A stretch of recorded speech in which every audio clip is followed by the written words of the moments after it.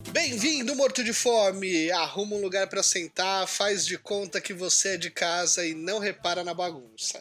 Esse aqui é o Pra Ver ou Pra Comer, o podcast pra falar do que a gente mais gosta, que é comida. É isso mesmo. E antes de começar esse primeiro e ilustre episódio, vou explicar para vocês como é que vai funcionar esse podcast. Alguns dias nós vamos de pavê, comentando os melhores e os piores programas culinários da TV, da internet, do streaming. Outros, vamos de pra comer, falando sobre nossas experiências na cozinha ou mesmo com a comida, comendo em geral. Tudo isso sempre acompanhado de convidados maravilhosos, porque a cozinha só é a melhor parte da casa se ela estiver cheia de amigos. Então, conhecendo os convidados de hoje. Eu sou a Flávia Couto. A minha primeira vez foi bem picante. Foi uma receita indiana de frango ao curry. Eu sou o Tosca e a minha primeira vez eu mirei no bolo e acertei no brownie. Oi, eu sou o Fizz e a minha primeira vez na cozinha foi um desastre. Eu consegui não cozinhar o macarrão. Oi, eu sou a Leila Germano. A minha primeira vez foi traumatizante, porque foi logo no dia que eu tinha que fazer a galinha puxada no próprio molho. Bom, aqui quem vos fala é Matheus Flandoli e hoje é pra comer. Minha primeira vez na cozinha. É pra ver ou pra comer? Então, gente, antes da gente começar a falar das perguntas, eu queria um pouco que vocês também passassem um pouco do currículo de quem são essas pessoas maravilhosas que estão aqui. Então, eu sou o Ricardo Toscani, vulgo Tosca. Eu sou um ex-reality. Atualmente eu apresento um programa que é o Chapa Comigo. Já temos 2 temporadas, vamos lá, acho que vai rolar a terceira. Também estou aí no Instagram com @toscanhoto, onde eu estou fazendo receitas de quarentena. Meu nome inteiro é Flávia Couto. Eu sou pesquisadora da história e da cultura da alimentação. Sou editora da newsletter Não Food, sobre gastronomia. Sócia da Taco Bike, que é uma food bike de Takoyaki. Sou tradutora e ex-designer. Meu nome é Felipe Moraes, mas na verdade eu sou o Fizz. Sou jornalista, também sou sócio da food bike Taco Bike, que vale explicar que é um bolinho japonês de polvo. Minha incursão na culinária mais profissionalmente é com a Taco Bike. Mas, claro, eu sou interessado no assunto e asso meus pãezinhos também. Eita, eu vou ser a decepção aqui do line-up, tá? Eu sou a Leila, apenas uma podcaster aí. Eu não tenho plano B de publicitária, ainda exerço como publicitária. Mas eu tenho uma história muito boa com comida. Meu pai é cozinheiro. Meu pai é cozinheiro, não é chefe, ele é cozinheiro. Ele é o Ceará que chamam na cozinha. Ele é aquele senhor que faz as coisas. É o ajudante do Truagro, é o Batista, assim, dos rolês. Temos histórias muito boas aí para contar também com experiência de cozinha, porque eu cozinho, graças a ele, a minha avó desde criança. E claro, sou a pessoa que vocês podem chamar sempre para provar, para degustar, tá? Tô com 3 banoffes aqui na geladeira para ver qual é o melhor. Coisas da quarentena. A ideia de ser do primeiro podcast ser muito sobre como tudo começou.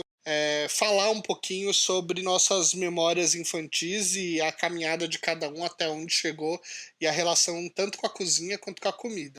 Então eu tenho várias lembranças de quando eu era pequeno e eu estava na cozinha, mas a lembrança que eu tenho que é mais marcante foi quando eu conheci o forno a lenha da fazenda do meu tio.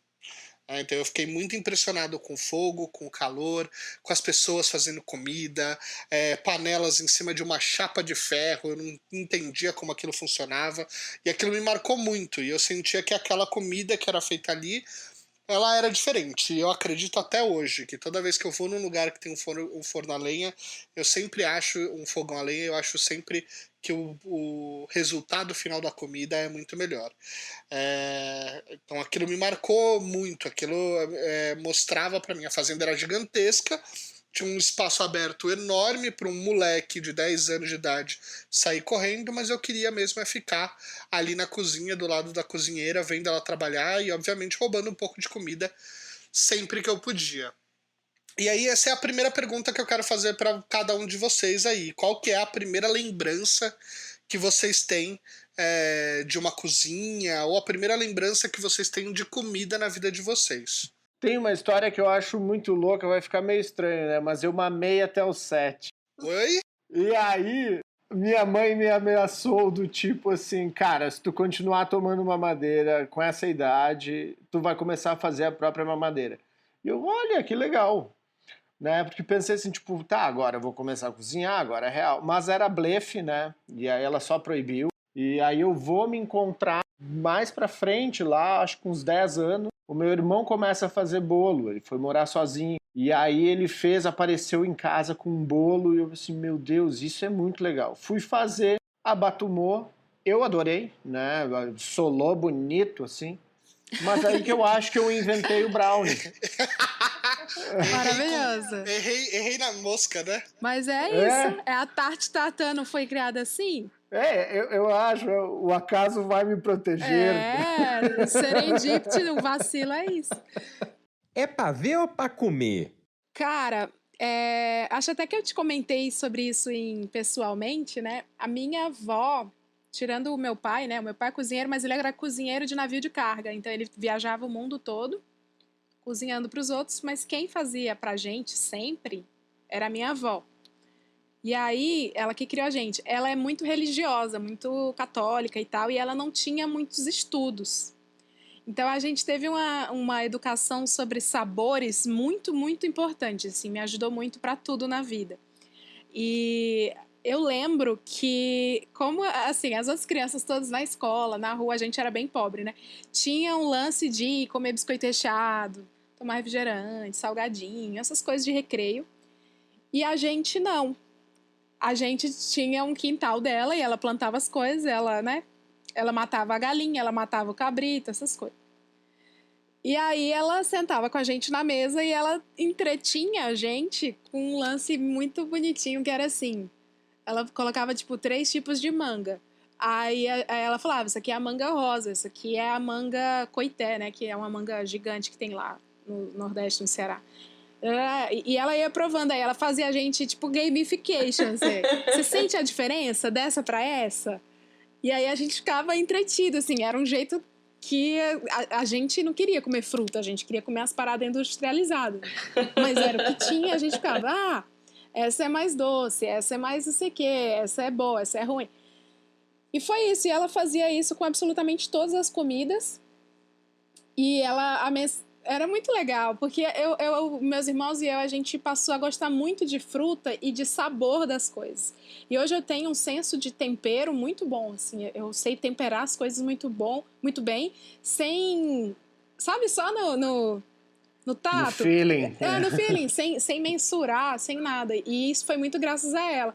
E ela sempre falava, do ponto de vista religioso dela, era isso, assim, nunca ninguém vai fazer o sabor dessa manga que você tá comendo, só Deus. Aí, tipo, era positivamente traumatizante, assim, mas mas eu ficava assim, tá. Aí ela, e essa outra manga também, ela não é igual a essa outra manga, mas assim, só Deus vai fazer. Você não vai encontrar na cantina da sua escola. Todo mundo vai fazer o salgado da cantina da escola, mas ninguém vai fazer uma manga. Que demais. Aí eu ficava, demais isso, hein, Leila? Porque foda, dá um senso de respeito ao ingrediente, assim, que, meu... Porra, muito. E hoje eu consigo. Hoje eu tô morando só aqui e assim, eu voltei nessa quarentena a ter contato com comida, com fazer a comida. E eu lembro muito dela em toda a refeição. É muito bizarro. Mas esse foi o meu primeiro contato com a cozinha. Minha avó, Dona Maria. Aliás, fica aí a dica, né, pra quem tá com filho em casa, faz ele experimentar todos os tipos de frutas aí que você conseguir comprar no supermercado. Deixa a criança virar sommelier de banana, de laranja. Vai aumentando o desafio até chegar ao mamão. Exato, olha lá. Nossa, eu amo. É pra ver ou pra comer? Então, eu não sei se é a primeira, assim, mas eu lembro bastante das formas de empadinha. Porque é uma coisa que parece brinquedo, né? Aquela forma de empadinha que parece uma latinha, assim. Total, da hora. Bem clássica, assim. Eu lembro muito que a moça que trabalhava em casa, a gloriosa Regina, fazia empadinha com alguma frequência, como um prato no meio do almoço, assim. Tinha, tipo, sei lá, um bife, empadinha, arroz e feijão. E eu era encarregada de desenformar as empadinhas.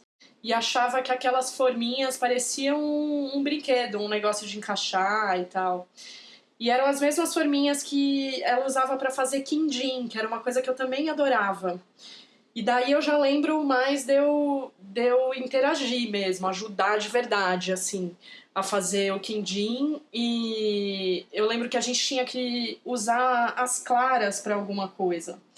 Porque, afinal, tinha aberto um monte de ovo para fazer o quindim com as gemas. E aí a gente fazia pudim de claras. Então, sempre que tinha quindim, tinha também pudim de claras. Era uma overdose de doce, assim. Mas eu adorava. Era incrível. Eu, na verdade, tenho duas famílias, né? Assim, uma mineira e uma em São Paulo. Então, a de Minas é mais distante, não entrei tanto na cozinha, mas ambas têm ali uma metade italiana, então é comilança para todo lado. Criança feliz é criança mastigando. Exato. Então, assim, puta memória de ir pra BH, Fernão Dias, que não tinha nem sido duplicada, imagina, de Fiatzinho 147 para chegar lá e comer o tutu da avó Holanda, sabe? Era tipo o lance das férias. E a minha avó fazia muita comida lá, tinha uma empregada, o braço direito dela, então, assim, aquela cozinha era uma indústria. Saía muito doce, muitos pratos, torresmo, enfim. Mas ali era mais observação mesmo e degustação. De estar junto em casa, colocar a mão na massa, mesmo foi aqui em São Paulo, a galera muito de pôr a mão na massa. Se o meu tio era um cara que gostava de pescar, então a gente ia para Santos, ia pescar caranguejo, peixe, depois ia fazer tudo isso na cozinha. Então eu estava sempre meio junto participando ali. Acho que a cena dos caranguejinhos tentando fugir da panela é um clássico, assim, meio terrorismo, ao mesmo tempo uma delícia, né? Porque você sabe que faz parte do processo e tal. Então ali foi já começar a ter uma experiência de, arranca a ostra da pedra, pega as coisas mesmo na natureza e leva para casa e transforma, né? Isso foi uma das coisas, assim, que eu lembro que era bem marcante na minha infância. E aí depois, claro, tradicional enrolar brigadeiro com a mãe, né? Minha mãe também era muito de mão na massa, então todos os aniversários ela fazia o bolo inteiro, aquela coisa de colocar bebida no pão de ló, cortar o pão de ló, ficava tipo vidrado com tudo aquilo. E aquele cheiro de conhaque, né? Uma delícia, enfim. Queria já morder o negócio antes de ficar pronto. Aí várias etapas, enfim. Vamos. Isso é legal em festa de aniversário mesmo, que reúne, né, a galera que vai cozinhar. Também tem essas memórias de, vai fazer o cachorrinho quente. Depois isso se repetiu no aniversário da minha filha, né?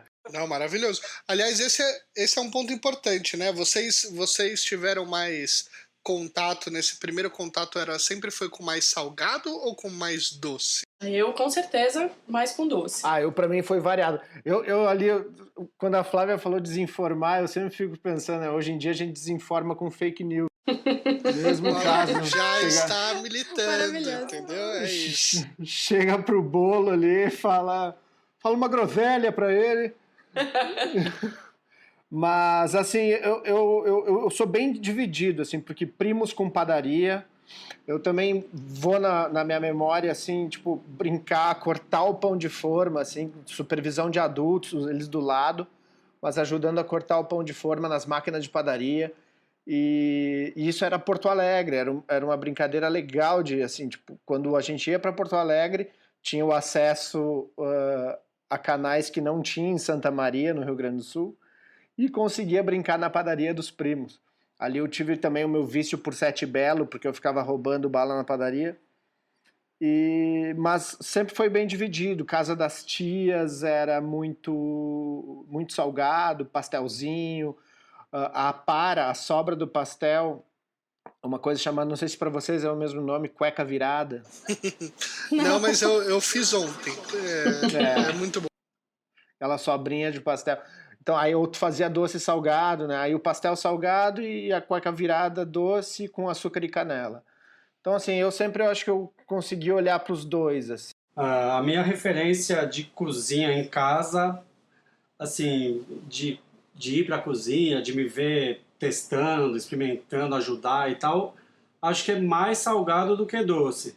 Ó, eu sou louca por doce, inegociável, mas tenho uma tara por comidas que eu costumo chamar de Thai nordestino.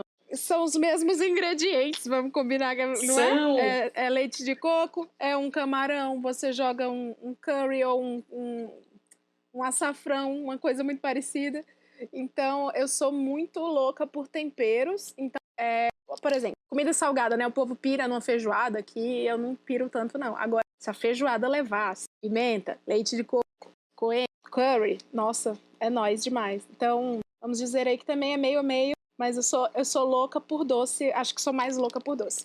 Então não é meio a meio, né, querida? É 70, os 2 30. terços de doce, uns terços... Uns 3/4, um 3/4 e um quartinho de salgado. Você tem noção, eu não sei se você sabe disso, Matheus, mas o meu prato preferido é bolo de aniversário. Ah, eu sei disso, que você já falou em algum podcast aí que eu já ouvi. Eu falo pra todo mundo, é bolo de aniversário. Precisa ter uma cobertura, um recheio, um pão de ló. E cara de aniversário. Então, acho que... E uma vela pra acompanhar. Uma vela, Isso não é de aniversário. É pra ver ou pra comer? Outra coisa que eu também tenho são comidas ou pratos específicos que sempre me lembram alguém. Então, assim, eu não conheci os meus avós paternos nem maternos, assim, os avós, as figuras, vamos dizer assim, masculinas. Eu sempre fui o netinho criado pelas avós, né? E eu conheci as duas, e cada uma delas tinha um prato que eu levo comigo até hoje. Então, a minha avó paterna, eu ia todo final de semana para casa dela, e eu sempre comia um macarrão, que é aquele macarrãozinho do Pai Nosso, que é aquele macarrão de sopa. Ela fritava um bacon, botava na manteiga e era isso o meu jantar. E mesmo hoje eu consigo fazer ele até relembrando esses momentos que eu tive na minha infância. E a minha avó fazia uma batata xadrez. Tá? Aquela batata frita xadrez que ela vai passando no mandolim, virando a batata assim em 90 graus, e aí você vai transformando a ondulação num xadrezinho assim. Eu fiz inclusive hoje, lembrando que eu encontrei um mandolim na Paula Souza antes do lockdown. Fiz hoje aqui em casa também, lembrando muito a minha avó materna. Vocês têm alguma comida que transporta vocês para essa infância? Eu consigo montar um cara a cara de comidas, assim, que me lembram várias pessoas. Mas eu sempre vou lembrar do quibe do meu pai, que eu ligando para ele, perguntando quando as cebolas vai, e ele, tipo, cebola nunca é demais, sabe? Aquelas pessoas que passam receita de uma maneira muito didática. E pro meu tio também, né, que eles faziam esse quibe juntos. E aí o tio, como é que faz quibe cru? Ele só não frita. Então esses dois, eu vou fazer quibe, eles vêm na minha memória. Pode parecer meio estranho, assim, mas uma comida que lembra a minha infância é fondue. Porque era uma coisa, tipo, super de ocasião especial, assim, mas a gente morava... Embora seja perto de São Paulo, tinha um outro clima, que é na Granja Viana. E era bem mais frio na Granja do que em São Paulo. Então o inverno na Granja era bem frio, assim. Eu lembro que, mais ou menos, acho que uma vez no inverno, assim, cada inverno, meus pais iam lá, pegavam a panela de fondue, que ficava guardada num armário, e vamos fazer fondue e tal. E aí fazia mesmo, com todos os queijos, né? Não era esse lance de pacote, E eu lembro que eu adorava, e eles faziam uma sangria para as crianças, com bem pouquinho vinho e um montão de água e açúcar. Mas eu lembro que eu achava uma coisa assim chique, a gente ficava ali com os copos de vinho, sabe? Sim. Tomando aquela sangria, e tinha o clássico lance de que se você derrubasse o pãozinho dentro da panela de fondue, você tinha que contar uma piada. Ah, o de vocês era piada? Eu tinha que lavar a louça. Era uma piada. Lavar a louça. Eu me ferrava nessa. Nossa, era uma piada. De medo. E as pessoas iam começando a rir, porque por mais que fosse pouquinho vinho, a gente era criança, né? Então ia ficando todo mundo meio bêbado, eu acho. Eu lembro disso como uma coisa bem divertida, assim. Sei lá, toda vez que eu vou comer um fondue hoje em dia, eu lembro desse negócio de que se cair o pãozinho, tem que contar uma piada. Ah, muito bom. Tem uma parte da minha infância que ficou em BH, que é mais você falou distante, do tutu, assim. né? Que dá muita saudade, assim. Então, claro, o tutu da avó Holanda e o capelete em brodo dela, que também é o clássico do Natal, é uma coisa que, claro, mexe muito comigo. Mas a minha referência mais próxima é São Paulo, né? E, então, assim, eu acho que o nhoque, né, da Alice, que, enfim, que era da avó, mas era da Alice, que quem fazia era a Alice, era uma coisa que, pra mim, é uma referência de infância, assim. E Mas quando você faz nhoque, você lembra disso? Então? Lembro. A gente passou o Natal agora na casa deles e a gente fez todos os clássicos da família, assim. Então foi tipo uma epifania, assim. Tinha a torta de maçã, que era a receita da minha mãe, a farofa da tia Lu, o nhoque da Alice, que na verdade a gente acabou fazendo. E tinha o arroz do meu pai, né? Meu pai também faz um arroz que eu não consigo fazer, ele nunca me passou a receita, que ele fica mais úmido, mais grudento, com bastante alho. É um negócio, assim, eu realmente não sei qual que é a técnica que ele aplica, mas... Eu gosto mais desse tipo de arroz também. Gosto do grudadinho. O Tosca gosta do solto. Eu gosto do soltinho. Exato. Eu também. Eu gosto daquele que vira quase japonês, assim, sabe? Eu sou mais do solto também, mas é que esse do meu pai, eu sei, cara, ele é um jeito ali que eu realmente não... Esse eu não peguei. Mas tudo tem a ver com pequenos traumas também, porque esse arroz Unidos Venceremos, assim, a minha tia fazia, cara, e a primeira vez que eu me deparei com esse arroz não foi legal. Né? Uma coisa meio arroz doce, assim, parecia um arroz doce. Tipo, mesmo sem provar, ele parecia um arroz doce. Aí eu não queria chegar perto. E aí, o parbolizado eu fiz as pazes. Na casa do meu avô. Hoje, a minha galinhada eu só faço com parbolizado. Mas na casa do meu avô, cara, sempre tinha que comer, era uma obrigação comer aquele arroz. E o meu avô tinha essa coisa que eu herdei agora, que é, cara, serve o que tu vai comer, sabe? Tô num buffet com a minha filha, mesma coisa, já dou esse toque, assim, ó, cara, não vai pegar demais. Se tu tiver que ir de novo, vai, mas... É pra ver ou pra comer? Como o meu pai passava a maior parte dos meses em alto mar, e às vezes a minha mãe ficava com a gente, às vezes ela ia com ele, então era faseado. Quando a gente ficava junto com a minha avó, era essa coisa toda mais rústica e, né, e comidas de vó, e essa criação católica. Aí, quando a minha mãe não ia para os viagens com meu pai, era uma... Desculpa, mãe, se a senhora ouvir esse programa. Mas a gente fazia orações na mesa de zoeira com ela, falando assim: obrigada, Senhor, por este alimento e perdão, Senhor, por não sabermos preparar. Porque a minha mãe, ela é muito ruim na cozinha, cara. Ela é péssima. Jesus, deu tanta sorte a bichinha de casar com meu pai. E aí, quando meu pai voltava, a lembrança de comida era fato, fixo, fruto do mar. Ah, legal. Aí ele voltava com lagosta, voltava com muito peixe, com cação, né, que é o famoso tubarão, com muitos peixes. Era serra, vários peixes massa. E eu odiava. Olha que louco, a gente tinha um freezer vertical inteiro, todo abarrotado de peixe e camarão e lagosta. Mas era um cheiro que eu não aguentava na minha vida, assim, porque todas as refeições era peixe.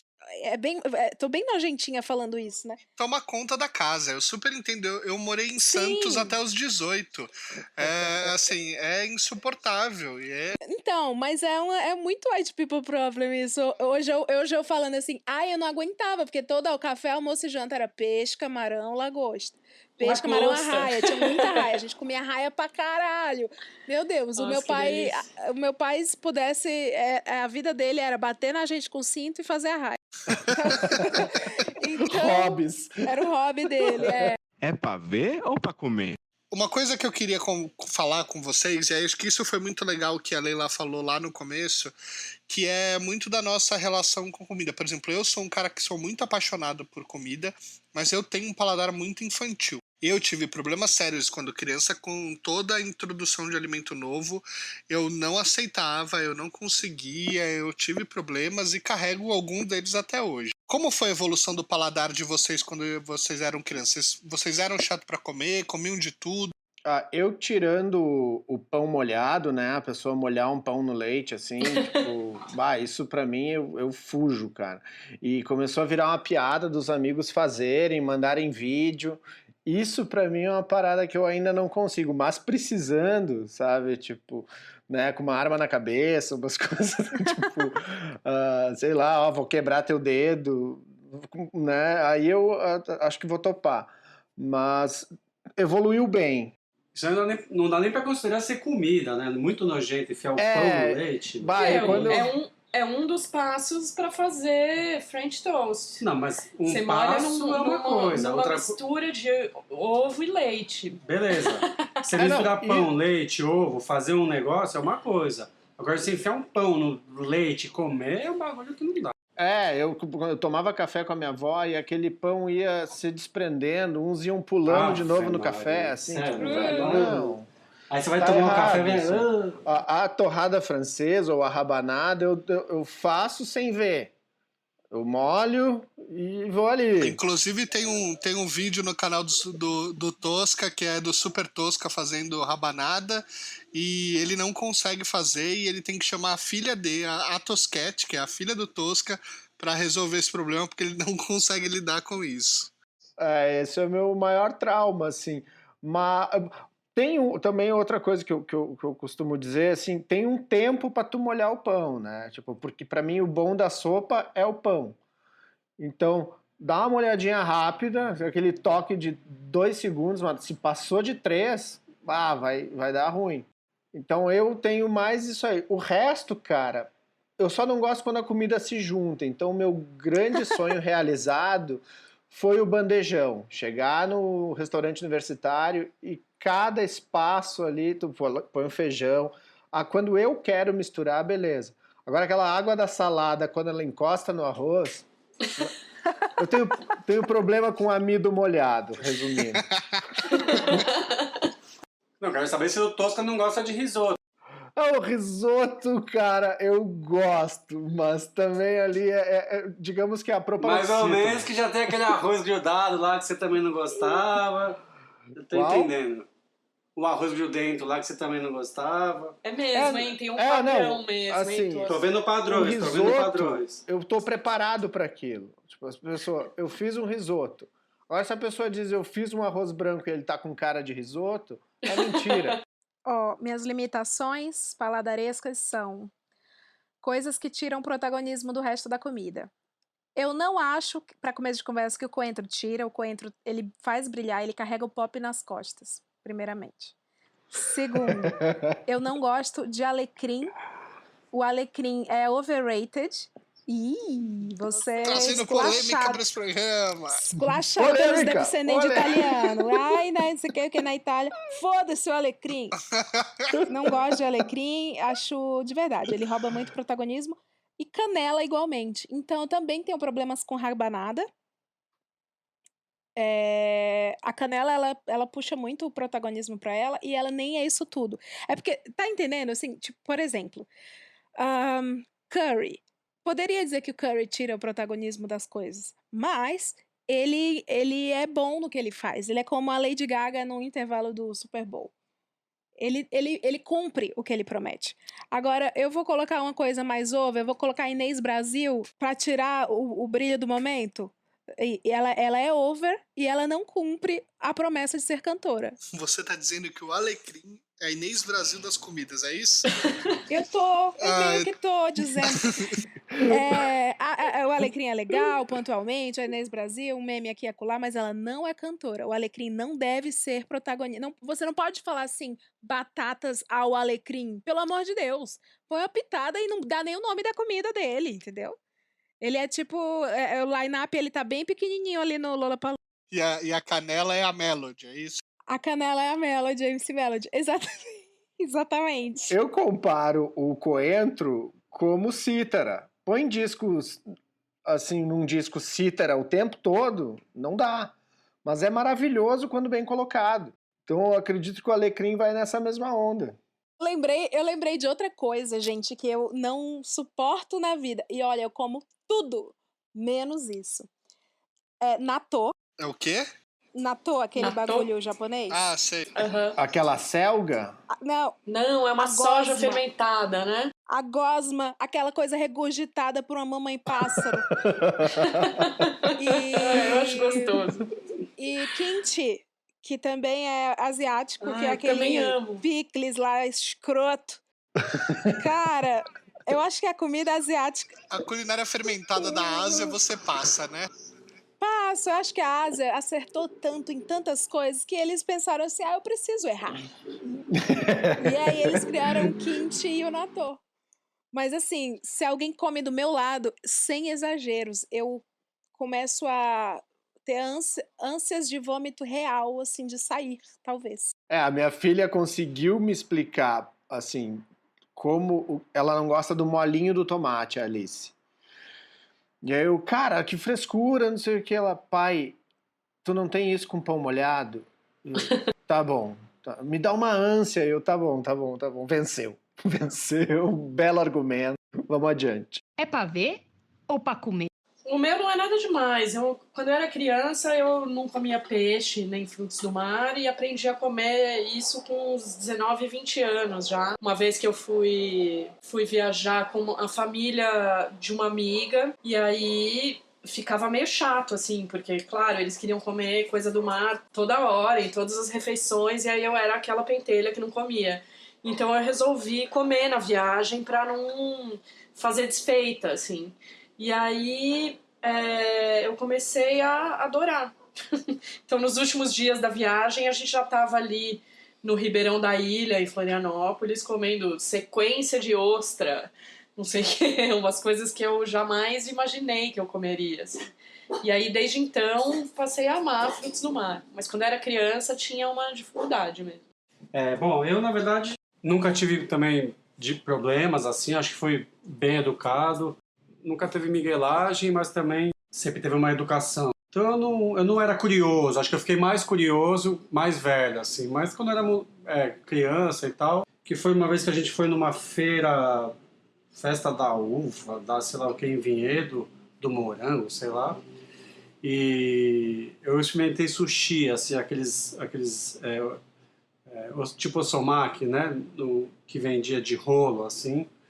E eu comi e não achei muito gostoso, assim, fiquei meio... Acho que não era de... sei lá, não gostei muito. Mas hoje em dia você adora. Não, hoje em dia eu amo. E, assim, alguns anos depois, eu fui a um restaurante japonês com a minha mãe, que amava restaurante japonês, e comi um monte de sashimi e tal. Era um restaurante mesmo e tal, adorei. Foi só uma... Acho que não devia ser muito bom ali a qualidade, eu achei meio estranho, assim. Agora, uma outra pergunta. Vocês tinham um tipo de comida favorita ou um tipo de prato favorito quando era criança? Eu, por exemplo, lembro muito de quando eu era pequeno e de a minha mãe falar, é o seu aniversário hoje, o que você quer fazer? E eu falava, quero ir pro Tertúlia, que era a melhor churrascaria do Rodízio de Santos. Que, aliás, é um hábito que eu costumo ter até hoje, de ser apaixonado por churrascarias rodízios, né? Tem gente que tem horror. Eu acho que, pra mim, ali o churrascada ou o barbacoa são o meu Lollapalooza. Então acho maravilhoso. Agora, vocês tinham isso ou isso mudou? Ou seja, eu tinha um tipo de comida favorito quando era criança e hoje eu tenho outro completamente diferente. Cara, hoje a comida asiática figura entre as top 1, top 2 aí. Eu era muito doceira quando era criança, amava doce, gostava de poucos salgados. Eu lembro que eu amava lasanha, e era uma coisa que eu pedia, assim, pra Rê, que trabalhava lá em casa, fazer, porque eu amava. E hoje em dia eu faço muito pouco doce em casa, quase nunca, assim. E cozinho comida salgada todo dia. E na adolescência eu comecei a ficar interessada. Minha irmã foi fazer um curso de inglês em Londres, e aí eu fui visitar ela uma vez. E aí eu comi comida indiana lá. E aí, a hora que eu entrei em contato com isso, eu pirei, assim, comecei a amar comida indiana, tailandesa e tal. E hoje em dia a gente tem a food bike de bolinho japonês, então também rola muita comida japonesa aqui, não sushi e sashimi, porque a gente não tem essa técnica, mas rola muita comida japonesa quente aqui em casa, né, filho? Eu era batateiro, era muito batateiro, adorava batata. Nhoque, mais uma vez, batata frita, né? Acho que batata frita era uma coisa louca, assim, era uma droga. E eu gostava muito de bife à milanesa, então acho que eu gostava de fritura também bastante. Pois é, eu vi um tweet do Padre Fábio de Mello, olha só. E aí ele falou que a solução para qualquer problema é batata frita. Se não resolver o seu problema é porque não fritaram bem. Cara, eu sou 50 tons de frango, né? Então, assim, eu gosto de o galetinho assado de churrasco, sou fã, né? Eu sou meio Dom João, assim, coxinha, ficar com o osso na mão. Sou muito viciado em frango. Tem a coisa do X que eu amo, né? Que é o lanche lá da minha cidade, de Santa Maria, que é meio Shelbyville, Springfield, assim, ela briga com Canoas para ficar com esse título. Mas frango frito, cara. Frango frito pra mim, e aí veio da galinha milanesa da minha avó, e aí foi tipo, cara, fui viajar para os Estados Unidos e tinha oportunidade de comer frango frito, é que nem o fish and chips também, sou louco. O frango é o peixe terrestre, né? Então, pra mim funciona muito. O KFC é o meu... É o restaurante, é o melhor restaurante? É o meu melhor McDonald's, é o KFC. Nossa, total. A Leila falou já no começo do programa que como é que é o Thai nordestino? Tudo que envolve todas as possibilidades de tempero. Sabe aquele restaurante Tantra que tem aqui em São Paulo? Nossa senhora, ali é a minha Disney. Eu não vou nem pra comer, eu vou pra ficar testando mistura de tempero. Mas é isso. O Tantra que tem uma chapa gigante. Que tudo fica com o mesmo gosto, sim. Maravilhoso aquilo. Eu tive vontade de deitar naquela chapa. Nossa, eu também. Cara, mas eu amo misturar essas porra toda. E eu não posso ver um restaurante com essas mesmas manias que eu tenho, com alguma desculpa de que é mongol, é tailandês, é baiano, tá? Mas assim, eu descobri que a minha comida favorita da vida é a paraense. Eu fui no Pará e eu tive a oportunidade de visitar vários picos gastronômicos ali e puta que pariu. Comida do Pará, falo com tranquilidade, melhor comida que eu já comi na minha vida, e eu já comi muitas comidas de muitos lugares. A comida paraense não tem páreo para o Pará. Olha só, hein? Hashtag visite o Pará depois do coronavírus, mas hein, gente? Real, tem os ingredientes. É porque assim, se eu já sou louca no arroz de jasmim, né, no curry, na pimenta, todos os tipos de pimenta, temperos indianos e tal, leite de coco. Cara, no Pará tem uns ingredientes na mesma vibe, melhores ainda, muito superiores, que não tem em nenhum outro lugar. E eles usam assim para tudo. O arroz nunca é simples lá. O arroz é foda. Parece que, sei lá, eles nadam nas piscinas de trufas locais. É maravilhoso. Aí, hashtag visite o Pará. Não, eu já tô aqui pensando. É o próximo passo pós-quarentena. É sério. Vai mesmo. É pra ver ou pra comer? Eu morei em Santos até os 18 anos. E aí eu vim fazer faculdade aqui em São Paulo. E esse foi um momento que também virou um divisor de águas, porque foi a primeira vez que eu comecei a morar sozinho e eu podia ter controle da minha alimentação. Todo final de semana que eu ia para Santos eu tinha 5 marmitas que vinham, que eu esquentava no micro-ondas, e que por mais que era a comida que eu já tinha na minha casa não era tão gostosa, mas eu tinha um dinheiro para ir no supermercado e começar a fazer as minhas próprias compras. E aí foi o festival trash na minha vida, né? Porque foi o miojo, o hambúrguer, o nuggets, a pizza congelada. Foram umas experiências que era para quem obviamente não tinha muita grana para fazer essas compras, né? Até depois conseguir começar a preparar um arroz com feijão, como a Rita Lobo fala, que é a comida de verdade, né? Então, como foi a primeira receita que você cozinhou sozinho? Assim, como foi? Quem que foi que te ensinou? Qual foi o momento em que você começou a ter que lidar sozinho com a cozinha? Cara, o dia que eu fiz a minha primeira farofa e eu descobri o maravilhoso mundo do alho. O meu pai, eu via o meu pai, eu aprendi a cozinhar olhando o meu pai, né? Assim, ele nunca teve um momento assim, faça agora, aquele momento pai e filha, porque ele é brucutu e fechado. Mas eu ficava olhando. Aí um dia eles estavam todos na sala, já tinham comido. Aí eu falei assim: sobrou farinha. E farinha que eu digo é farinha, tá? Não é ioki, não, é farinha sem zerado, marco zero. Aí ele, tá. Aí eu falei, posso fazer farofa? Aí ele, tipo, foda-se. Mas ele disse, pode.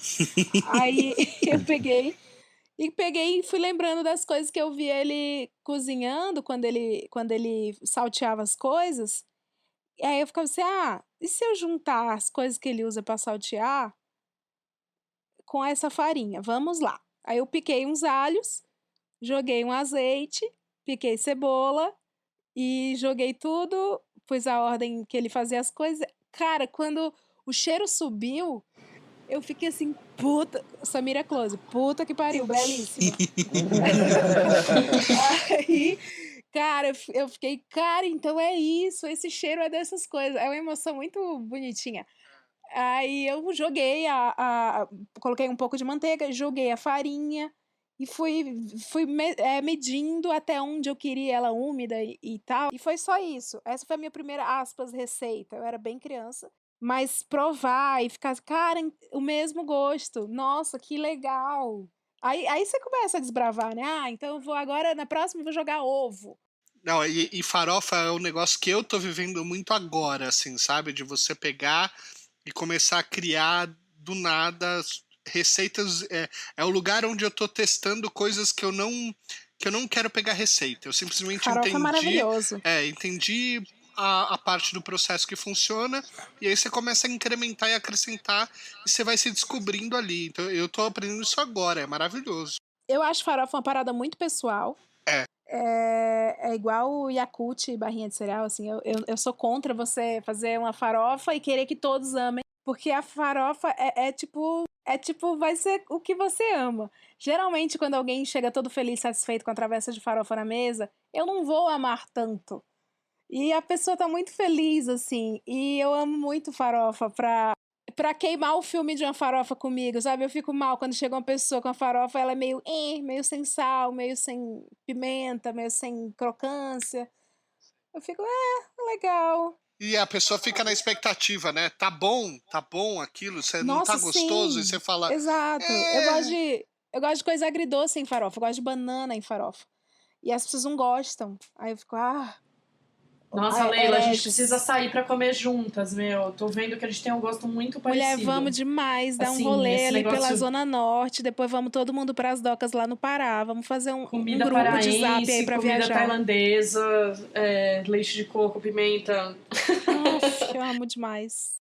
Eu não sei se foi, assim, a primeira, mas eu acho que foi uma das mais marcantes. Foi a hora que eu resolvi me aventurar de verdade, foi esse lance de comida indiana, que... Daí eu voltei lá de Londres com um livro de receitas e foi muito louco, porque eu não necessariamente sabia cozinhar e eu também não sabia inglês direito. Eu tava aprendendo, então foi assim um puta desafio. E aí eu namorava um cara que era 10 anos mais velho do que eu. Então rolavam uns jantares pros amigos, assim. Eu acho que essas foram as primeiras vezes que eu fiz um rango do começo até o fim e de antes sair para escolher os ingredientes e tal. Tinha que ir lá no Mercado Central, porque era uma época que você não encontrava, assim, sei lá, tinha feno grego, azafétida, uns temperos que você só encontrava no Mercadão. Hoje em dia tem um monte de lugar. Eu morava junto com meu irmão só. E ali realmente eu precisei cuidar do meu prato, né? Não tinha mãe, não tinha pai, não tinha empregada, tinha que fazer as compras, fazer o rango. Como a gente morava só nós dois, a gente tinha um quarto lá que sobrava. Então a gente acabou que muitas pessoas passaram por lá, dormiram alguma temporada e tal. Então também a gente sempre aprendia um pouco mais com essas pessoas, né? A receita que eu me lembro, assim, de falar, putz, vou fazer uma receita e tal. Um dia eu acordei, resolvi que eu queria fazer um estrogonofe igual da minha avó e comprei tudo, fui fazer, liguei para ela em Minas, falei, vó, tá tudo aqui agora, vamos lá. Como é que é? Já fiz o molho, já fiz o não sei o quê, daí ela foi me dando umas dicas e tal. Eu não sei se meu irmão acordou meio numa larica desenfreado, ou se ele realmente foi sincero, mas ele falou que estava muito bom. E estrogonofe é, pra mim, o meu prato favorito hoje, então eu super apoio. Eu gosto muito também. Acho muito bom. E já mudei minha receita, tá? Não faço mais como ela eu ensinou. também, também comecei. A minha mãe usava só ketchup, assim, no estrogonofe, e era a base que eu tinha. Hoje em dia eu faço ela completamente diferente também. Então. Essa receita tinha molho de tomate, você deixava bastante tempo a carne, flambava e tudo, mas bastante páprica, enfim, uma outra pegada. E outra coisa que eu adoro e que a Leila falou ali, que assim, sou absolutamente viciado, doido, é farofa, né? Farofa acho que deveria ser a comida oficial do Brasil. Mas de une o alguma Brasil maneira, como Norvana. Ela une os brasileiros. Eu queria comer farofa igual eu li num livro lá que os índios faziam de jogar a farinha na boca, assim. Comer de capitão, chama isso. Comer de capitão. Esse é meu sonho. Um dia eu chego lá. Cara, eu seria muito injusto se eu não falasse do omelete, né? Eu comecei, acho que todo o meu rolê, aí foi na adolescência, minha irmã me ensinou e ela tinha muito processo, batia a clara em neve, separava as gemas, aí botava um pouquinho de fermento, um pouquinho de farinha e ela ficava um bolo quase, assim. Era um omelete que rendia. E aí eu lembro de um amigo também me olhar assim, mas se demora tudo isso para comer, eu nem faço. Cozinho o ovo e já era. Então, assim, ali eu me senti, nossa, é isso. E essa emoção que a Leila falou também, que é muito de, acertei, olha esse cheiro, olha esse aroma, ficou alta, ficou bonita. Então eu tive essa brisa muito legal com o omelete. A omelete eu faço depois, quando eu tô começando a namorar a Lúcia, aí o meu irmão abre a porta, dá uma piscadinha pra Lúcia e manda é omelete, né? Aí eu, cara, precisei evoluir para um outro. Então, foi legal que o omelete fez isso, assim. Me fez entender processo. Tá, velho, mas agora chega. Vai para outro. Hoje é o omelete. Mas, voltando à farofa, recentemente a gente foi para Peruíbe, isso 2 anos atrás, e eu fiz um frango no forno e fiz uma farofinha só com manteiga. E aí eu tirei o frango, enfarofei ele, botei num pote, a gente chegou no rolê, abriu e comeu esse frango enfarofado, que era também muito da infância, de ir pro litoral gaúcho, que é horrível, é a única praia feita por engenheiros. Não, é terrível, assim, cara. Os caras, tipo, tem uma lenda que Deus tá fazendo o litoral brasileiro e o diabo, e aí? O que tá fazendo? Não, tô fazendo toda a costa brasileira. Para onde? Santa Catarina. Vai almoçar que eu termino. E aí nasce as praias gaúchas, mas nesse rolê de ir pra lá tinha essa galinha enfarofada que eu sou apaixonado. Você falou da Lu, quando eu comecei a sair com a Thalita, foi um convite pra ela, foi vem aqui em casa ver um jogo do Corinthians e comer um pão de queijo com bacon. E foi assim que eu conquistei a Taurina, que mora aqui em casa, na base da comida, é isso. É assim que funciona. Pão de queijo com bacon. Cara, olha. Pão de queijo com bacon é um negócio que você ainda não provou, mas foi muito louco, porque foi um dos dias que eu tava querendo mimetizar, né, assim, ainda muito olhando para receitas na internet, falando, putz, como é que faz um pão de queijo? Vou testar isso. E aí comecei a fazer, e aí você escalda, aí você faz aquela massa e tal, não sei o que, e você tá misturando o queijo com a massa. Eu olhei para aquilo e falei, e se eu meter um bacon picado aqui agora, nesse momento que eu tô misturando isso? E aí eu fui lá, fritei um bacon, misturei. Eu morava num apartamento onde os meus amigos moravam no andar de cima. Eu terminei, eu mordi, eu subi no andar de cima e falei assim, prova isso aqui. E aí isso virou meio que o prato assinado, vamos dizer assim, por um tempo. Então era também esse caminho, tipo omelete, né? Era tipo Então pão de tá. queijo com bacon, não é? E aí era o pão de queijo com bacon. Mas se tu me convidar pra comer um pão de queijo com bacon e ver um jogo do Inter, Olha lá, viu? pode ser que tu me conquiste. Ó que você já comeu estrogonofe, que hoje é o carro-chefe, hein? É verdade, muito bom, muito bom. Com batata palha feita Com batata na mão. palha feita na mão. Você falou agora do bacon e eu me atentei para uma coisa. Eu queria saber se vocês também têm isso, que é no comecinho eu falei que eu tenho um bom feeling para tempero, para combinar sabores. É mais ou menos o sentimento quando a gente tem amigos que não se conhecem ainda. E aí eu penso sempre assim, caralho, fulano ia se dar muito bem com ciclano. Aí, o que aconteceu? Você falou do bacon, a primeira vez que eu provei bacon, eu fiquei assim, puta, esse vai ficar muito bom com alho. Nossa senhora. Não, Total. alho e bacon, cara, é uma combinação matadora, É. assim. Refogado, pra mim, em casa, quase que sempre, assim, você faz cebola e alho, e aí se você coloca o bacon, eu sou capaz de comer aquilo puro, de tão gostoso que é. Voltando um pouquinho nessa coisa do nome, o meu concunhado mora em Portugal, ele falou de um prato que eu não consegui comer nessa temporada que eu tive lá, mas se chama frangalho, que é só frango e alho, e isso é maravilhoso. Não é franga passarinho? Talvez seja um passarinho, assim, mas ele diz que assim, é quase recheado com alho. Assim. Ai, que delícia. Eu vou mais atrás, mas o nome é maravilhoso, sabe? Não te Esses engana. nomes portugueses são foda, né, Tosca? São muito engraçados, meu. Eu gosto muito que eles falam assim, nas receitas, você pega uma receita portuguesa e tem não sei o que para salpimentar. É um verbo, salpimentar. Amei. Maravilhoso. É lindo. Salpimentar. Nossa, Não gente, é? nasceu pronto. Isso sempre teve no dicionário. É pra ver ou pra comer? Cozinhar também é se fuder, né? Cozinhar é o momento onde você queima dedo, erra a receita, coloca sal no lugar do açúcar e quase coloca fogo na casa inteira. E essa é a melhor parte que eu quero ouvir de vocês. Quais foram os piores erros que vocês já cometeram na cozinha? Teve o dia que eu fui inventar de fazer comida natalina com camarão. E era aquele camarão pequenininho, miudinho. E eu não sabia que ele vinha curtido no sal. Porque esse é o defeito da pessoa do interior do Ceará. Quando encontra a indústria, fazia camarão a vida A pessoa que comia in natura, né? Que pegava fresco do mar. que acha que pode fazer tudo no feeling, se escora no carisma. O que eu fiz? Eu peguei um saco do supermercado do camarão curtido no sal, taquei na panela e fui seguindo a receita, assim. Eu já tava cartesiana demais olhando uma receita de um livro. E aí acho que era tipo um escondidinho, era uma coisa assim. Tinha um molho bem grosso por cima, e o camarão embaixo, e arroz embaixo. E aí taquei-lhe o quê? Sal. Nossa. Taquei sal, temperei, não lavei, Salpimentou. não tirei a salmoura, salpimentei, ficou esteticamente incrível.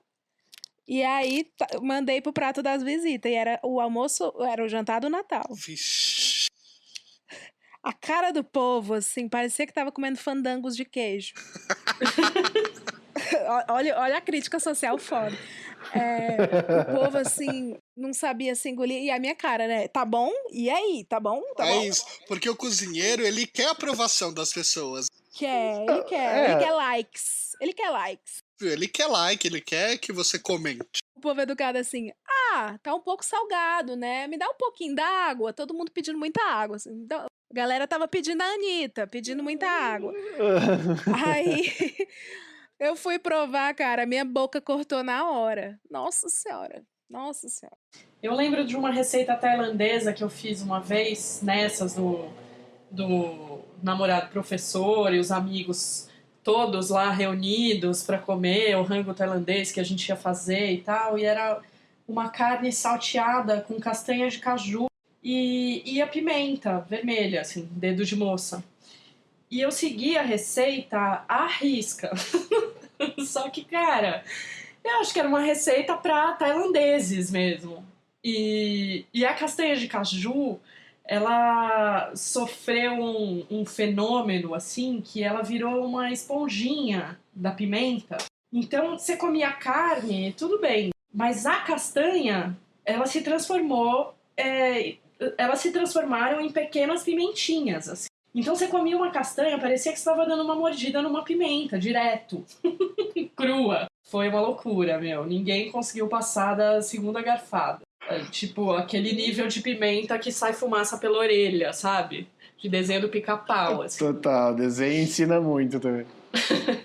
Cara, eu não erro. Eu só minto. Eu mudo o título. Não, cara, a Leila falou uma parada que eu achei muito legal, porque a comida, ela tem essa coisa da sinceridade, né? Tu come, tu não consegue enganar as pessoas se tá ruim. E então, assim, ela fica linda. Parece que quando tu erra, ela fica mais bonita. Uns amigos, essa aí é uma história que não é minha, mas eu sempre ouvi, fizeram um acampamento e confundiram o sal com açúcar. E no churrasco deram aquela, né, salgada gaúcha em cima da carne. E ela ficou num dourado, assim, tipo... Que beleza. Açúcar caramelizou. Beleza de e a gostar. galera teve que comer carne doce. Né? Tipo, e botando Foi daí que sal. nasceu a banda. Eu acho. Mas eu, quando fiz um Toscozinha, que era o meu restaurante Portas Fechadas, em breve, acabando a quarentena, teremos X novamente. Oba! Leila, eu vou te levar pra esse rolê porque o X do Tosco é maravilhoso. Gente, Ah, por que favor. Se tem uma coisa que eu quero é rolê depois dessa quarentena, mas com comida, Mas estamos é em aí. casa, só que é na casa dos outros, então é bom. Tudo bem, não tem problema. Total, vai rolar. E aí, eu fiz um Toscozinha que era com carne seca, mandioca, que era o meu prato, assim, cara... Foi o prato que eu aprendi a fazer em São Paulo e levava para o Rio Grande do Sul, carne seca, e a galera amava. Tava assim, vou surfar, sabe? Isso aqui eu faço com o pé nas costas. Também, sabe? Foi aquela coisa de tirar o sal um pouquinho em cima da hora. E a galera ali sentiu. Não adianta, tu vai botando mandioca para ver se chupa o sal. O legal é cenoura e batata, né? A mandioca, ela não puxa tanto. E aí ficou bem salgado. O que me salvou foi a sobremesa, porque eu acertei na cocada. Mas foi o dia porque eu tava cobrando por isso, aí eu fiquei bem chateado. Toscana, a sobremesa sempre salva no Masterchef, hein? No Masterchef ele sempre garante, normalmente é quem vence o campeonato ali. Vergonha da profissão. É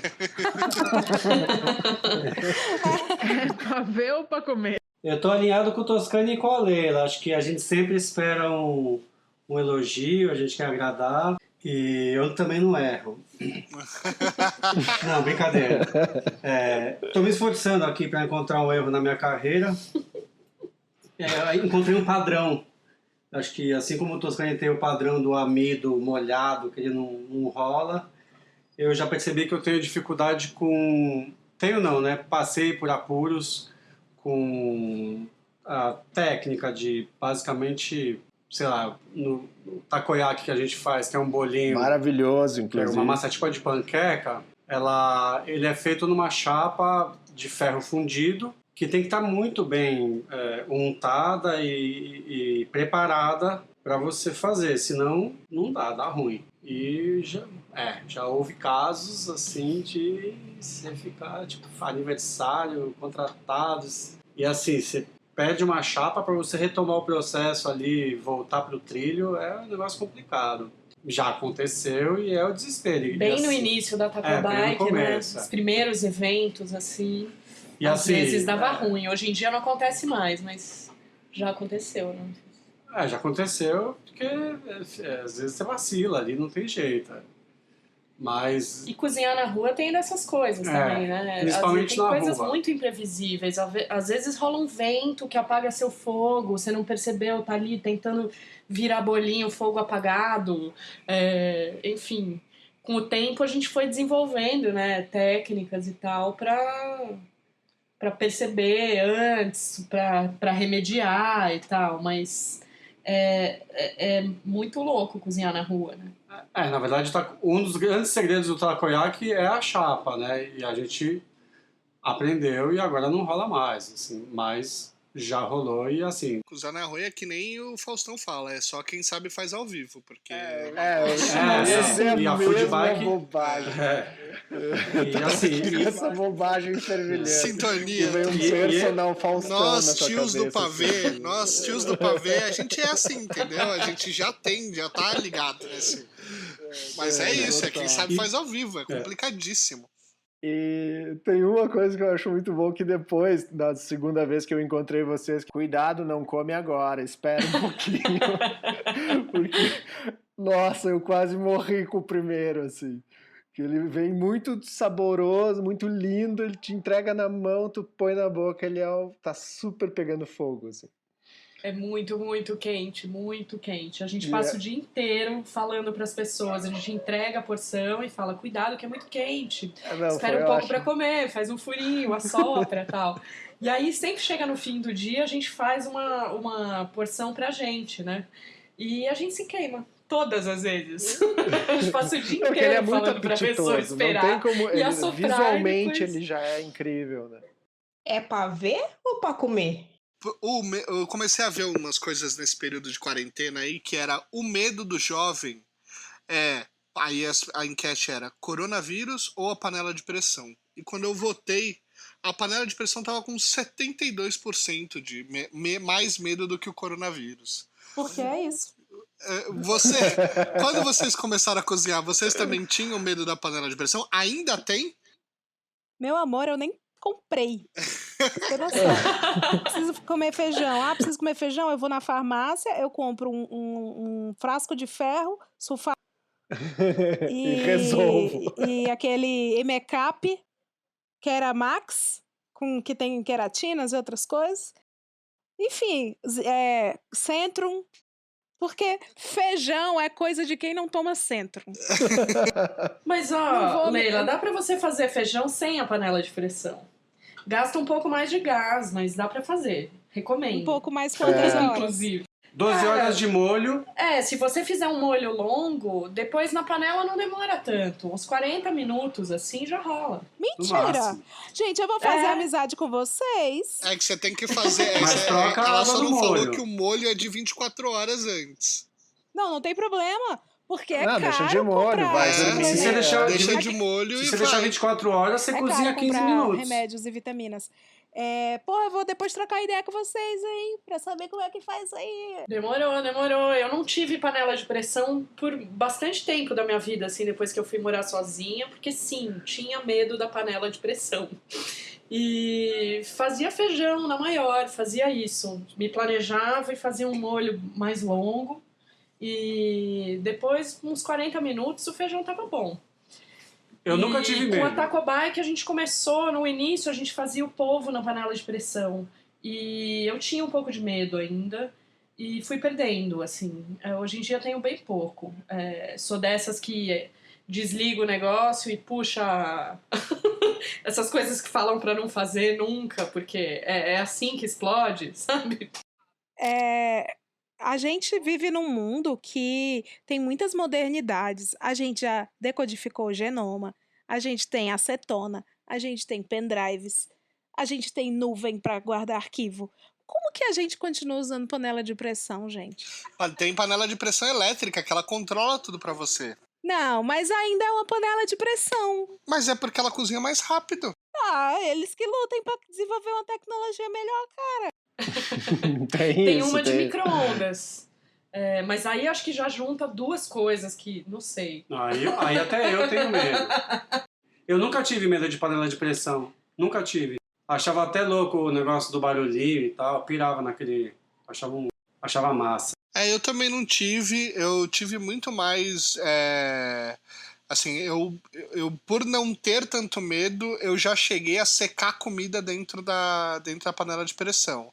Que foi o erro que eu cometi já na minha vida. De o feijão virar uma pasta seca e dura que eu tive que trocar, comprar uma nova panela de pressão de tão impossível que era tirar aquilo. Mas de resto eu nunca tive medo, não. Mas o que eu tive medo bastante no começo foi de fazer fritura. Porque, obviamente, a primeira vez que eu fui fritar, eu fui jogar o negócio com medo da fritura. Eu fui jogar na panela e, obviamente, espingou em mim. Um clássico. Exatamente. Cara, eu sou dos 25%. Eu tô hoje mais com medo do corona. Eu era uma criança chata na cozinha, pra começar. Eu dava tapinha na pressão, assim, pra ver a cascavel ali mexendo. Então rolava da minha tia um sai daqui, né? Aí a panela de pressão, quando eu comprei, foi através de Ana Maria Braga. Um moço foi lá e disse que foi fazer que não gosta de bêbado em pescaria, mas eu achei muito louco que ele levou uma panela de pressão pra pescaria. Ele disse que bêbado em pescaria só serve pra sentar no isopor e quebrar o isopor. Só que deve ser um cara muito chato e vai pescar sozinho. Mas ele levou uma panela de pressão e ensinou a fazer um churrasco de panela de pressão. Que é, tu põe direto a costela com o osso pra baixo na panela, linguiças, fura as linguiças e fecha, sem água nem nada. Cara, eu disse, velho, vou testar isso. E deu muito certo. Hoje é a costela que eu faço no meu X. Sempre essa pegada da panela de pressão aí. Liberando segredos industriais. Comerciais, inclusive. Exato. E eu parei de ter medo quando eu vi a Mércia, que trabalhou aqui um tempo, quando a Alice era bem pequenininha. E a Mércia também me apresentou o feijão com coentro, porque o coentro não entra no Rio Grande do Sul, né? Entra qualquer droga, mas coentro não entra. As fronteiras estão fechadas para o coentro, o que é um erro, né? O gaúcho ele deveria abrir a cabeça para esse tipo de coisa. Aí eu comi um feijão da Mércia. A Mércia, ela tirava a pressão com a mão na cintura, uma colher de pau ali na válvula. E eu olhava aquela cena assim, eu tremia. E ela lá, tipo, impávida. E aí eu, velho, não, acho que vamos tentar. E aí foi. É pra ver ou pra comer? E vocês compartilham as receitas ou vocês escondem o segredo? Eu conto quase tudo, assim, não precisa nem me bater. Mas tem, acho que umas coisinhas de proporção que às vezes também passa. Mas eu acho que tem umas coisinhas... Tipo, a minha tia me passou a receita do pastel dela que eu vivi pedindo. Ela só acho que sensibilizou quando meu pai morreu, aí ela passou pra mim a receita. E talvez ela tenha pensado, pô, daqui a pouco sou eu. Só pra eu entender uma coisa, você é o cara que produz conteúdo de vídeo na internet das suas receitas e você não passa toda a receita que você faz. Só a geleia de pimenta. Tá, só pra gente entender aqui como é que tá funcionando, entendi. Só a geleia de pimenta. As outras estão lá, tudo certinho. Eu compartilho se eu perceber que as pessoas estão interessadas, assim. Então, sei lá, fiz uma coisa aqui em casa, tirei uma foto, postei no Instagram. Se alguém nos comentários geralmente a minha legenda não tem a receita, mas se alguém nos comentários perguntar, eu digo como fiz. Eu sou daquele formato que nem quando a pessoa fala assim, nossa, que blusa linda, a pessoa fala, sei lá, R$20, já sai contando tudo. Eu sou assim com comida, então tipo, nossa, a comida tá gostosa, eu já começa a falar, não, você faz assim, pá, já vai entregando a receita toda, a pessoa nem queria saber, ela só queria elogiar a comida, mas eu já vou falando de tão empolgado que eu fico com aquele momento, sabe, assim... Cara, eu achei que a gente fosse muito ir pela mesma linha quando você falou da blusinha da C&A, porque eu tenho síndrome do impostor com o que eu faço. Eu sempre acho que tá péssimo. É louco, porque assim, pra mim, no meu paladar, está incrível. E aí eu tô olhando com aquela cara de dálmata querendo passear pra pessoa assim, e aí? Tá, e aí? Aí a pessoa vai falar assim, nossa senhora, puta... Tá uma delícia. Aí eu vou falar assim, não tá não. Você mente. E eu nunca dou. E se me pedem a receita, eu mando o reverso da C&A, que é assim, mas nem é tão... Não. Porque eu acho que tudo que eu faço nunca tá digno e perfeito. Então é isso, assim. Quando me pedem alguma receita, eu acho que a pessoa tá chacotando, que a pessoa tá mentindo, tá fingindo por educação. E aí eu não passo. E você tem um carro-chefe hoje? Olha, hoje eu faço um maravilhoso fígado acebolado com lâminas de alho. Aí, hein? Eu quero... Vamos fazer... Acho dia melhor do que sair pra comer, cada um vai na casa do outro comer depois. E transformamos num grande canal do YouTube, hein? Olha, fica a dica. Quero provar a gente vende pra Netflix. Fígado Oswaldo Aranha aí. Tem o Instant Hotel, a gente faz o Instant Restaurant, sei lá. Tentei fazer um trocadilho.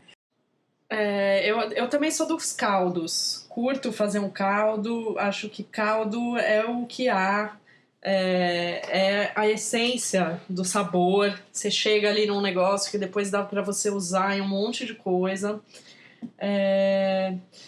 E aí tem uma sopa Thai que é de caldo de frango com leite de coco e cogumelo, que eu gosto muito de fazer e, em geral, assim, é uma coisa que, sei lá, de vez em quando vai ter um evento de família, alguma coisa assim, família pede. Eu queria que cada um de vocês respondesse a essa última pergunta, que é: que dicas que você dá para nossa audiência, que está ouvindo vocês, de como eles podem se aprofundar nesse maravilhoso mundo da culinária? Qual que é o caminho? Quem está buscando conteúdo, e também divulguem seus trabalhos, né? Ou seja, sendo de comida ou não aí, conta pra galera o que vocês estão fazendo aí para poder vender o peixe de vocês. Ai, meu Deus, eu acho que começa com omelete e tem alguém para dizer que é só isso que tu faz. Mas, na verdade, assim, ó, cara, eu acho que é ligar a boca do fogão mesmo e aí pensar no molho, o que quiser fazer. Eu acho que é tentativa e erro sempre, né? Um amigo meu, sempre vou lembrar do meu amigo que deu um Google para saber como cozinhava um ovo. E aí foi se aventurando, tá comendo bem, tá cozinhando. Então acho que a maior dica é absorva, fique aberto, vai na feira. Acho que na feira, com certeza, é uma coisa que ajuda a aprender a cozinhar, conversar com os feirantes e tal, como o Toscani falou. E acho que, não tem conteúdo... Tem conteúdo melhor ou pior, mas não tem conteúdo errado, entendeu? Em termos de gastronomia e receitas e tal. Eu acho que você tem que pensar no que você gosta de comer e tentar fazer essa comida.